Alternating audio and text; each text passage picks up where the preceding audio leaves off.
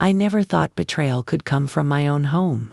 From the two people I trusted the most. My name is Margaret. I'm 67 years old. And until a few months ago, I thought I had the perfect family.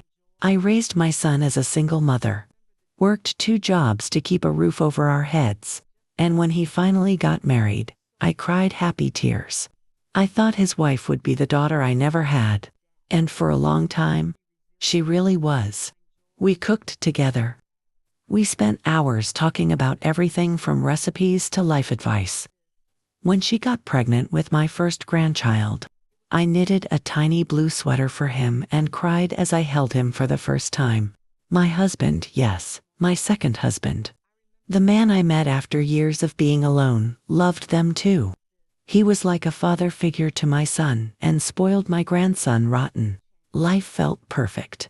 Every Sunday we had big lunches together. There was laughter, the smell of roast chicken, the sound of my grandson's little feet running across the kitchen floor.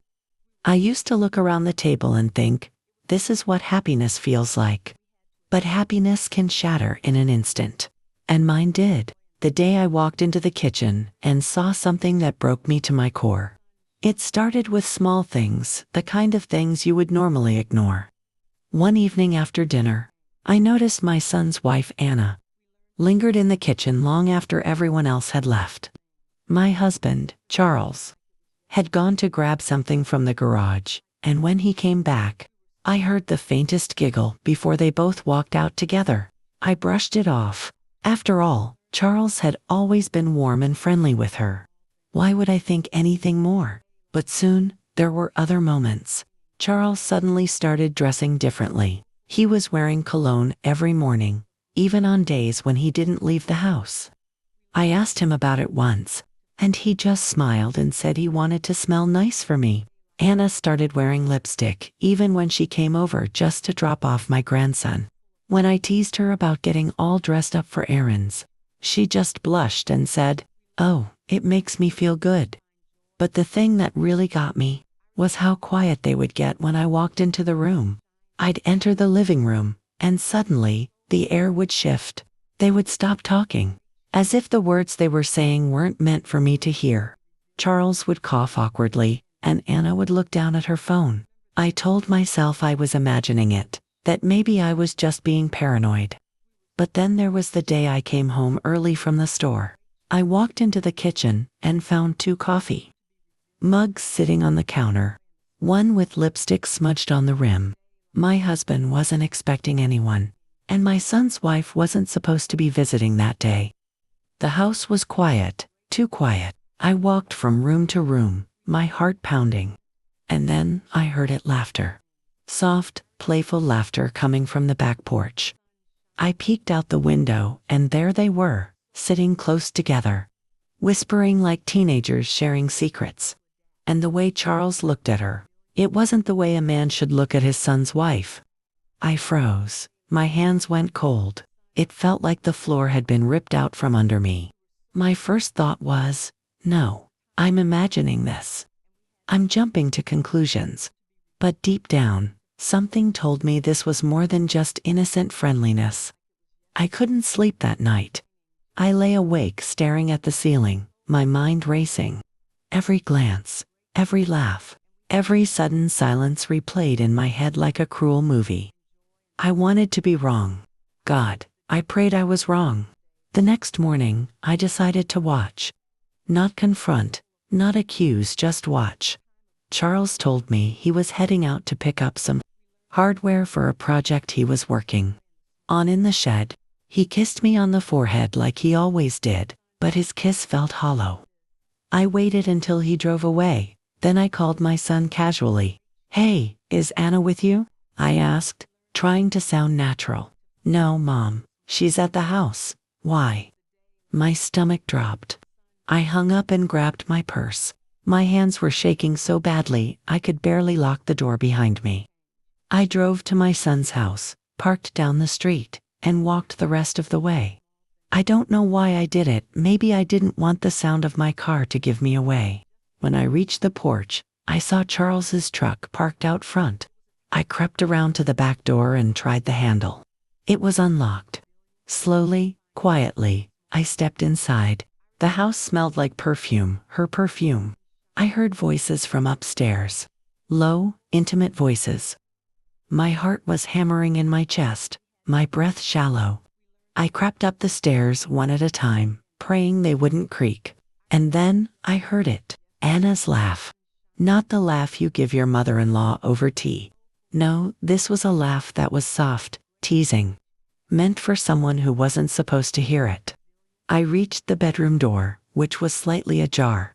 My hand trembled as I pushed it open just a little more. And that's when I saw them. Charles sitting on the edge of the bed. Anna standing between his knees. Her hands on his shoulders. His face tilted up toward her. Smiling the kind of smile I hadn't seen directed at me in years. My throat closed. I wanted to scream, but no sound came out. I stepped back, nearly tripping over my own feet, and pressed myself against the wall. I didn't want to see more. I didn't want those images burned into my memory. I ran down the stairs and out of the house. Gasping for air like I'd been underwater, my chest hurt, my hands hurt from clenching them so tightly. I got in my car and just sat there, staring at the steering wheel. How could you? I whispered to no one. All those years of marriage, all the trust, all the sacrifices I made, and this was how I was repaid. With betrayal. With humiliation. But as I sat there, the shock slowly turned into something else. Something hotter, darker. Anger. By the time I drove back home, the anger inside me was a storm. I paced the living room, my footsteps echoing on the wooden floor. Every memory of our life together came flooding back. Our first apartment. The nights we stayed up with sick children. The times I went without so he could have what he needed. And this man, my husband, had the nerve to betray me with the woman who called me mom. I sat down and stared at my wrinkled hands.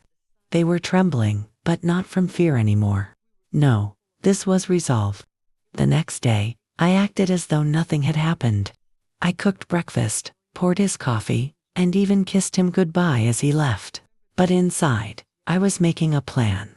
I waited for my son to go to work, then drove to his house. I knew Anna would be home, and sure enough, her car was in the driveway. I didn't knock. I walked straight in. She was in the kitchen, humming to herself. When she saw me, she jumped a little.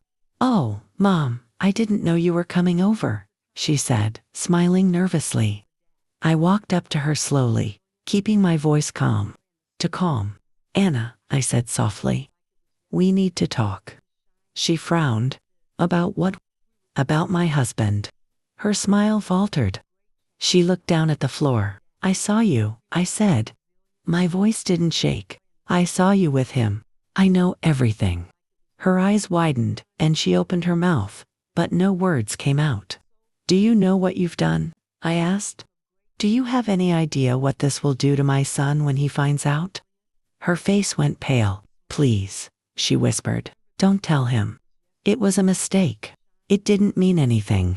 I let out a bitter laugh. "Didn't mean anything. You destroyed our family. You humiliated me in my own home." She started crying, but I felt nothing but cold, clear determination. "You will tell my son yourself," I said. "Or I will, and when you do, you will leave this house. You will leave his life. Do you understand me?" She nodded, tears streaming down her face. When I walked out of that house, I felt something I hadn't felt in days, power, but my fight wasn't over. Charles was still waiting at home, and he had no idea what was coming. That night, I waited for him to come home. I had dinner on the table. The house was spotless, and I looked as calm as a Sunday morning. He walked in, whistling softly, kissed me on the cheek, and sat down to eat.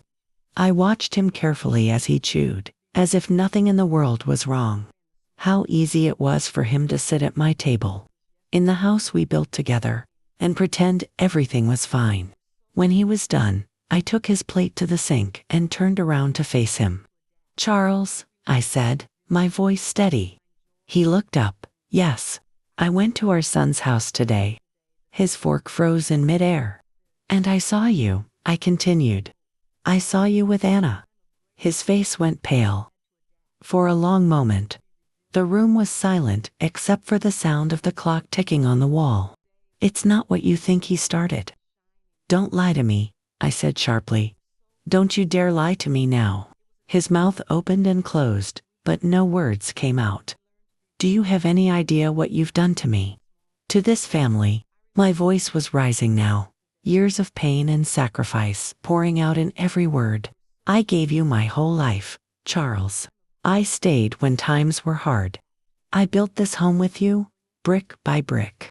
And you throw it all away for her?" He tried to speak again, but I didn't let him. "You will pack your things tonight. You will leave this house. And you will never, ever show your face to our son until he is ready to look you in the eye. Do you hear me?" For the first time in our marriage, I saw fear in his eyes. "Where will I go?" he whispered. "I don't care," I said coldly. "You made your choice. Now you live with it."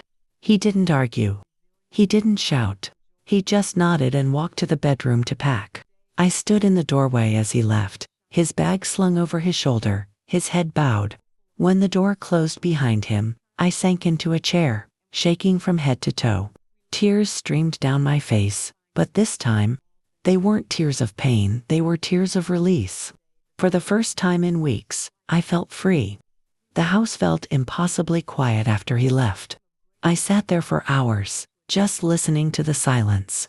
It wasn't peaceful silence, it was heavy, pressing down on me like a storm cloud.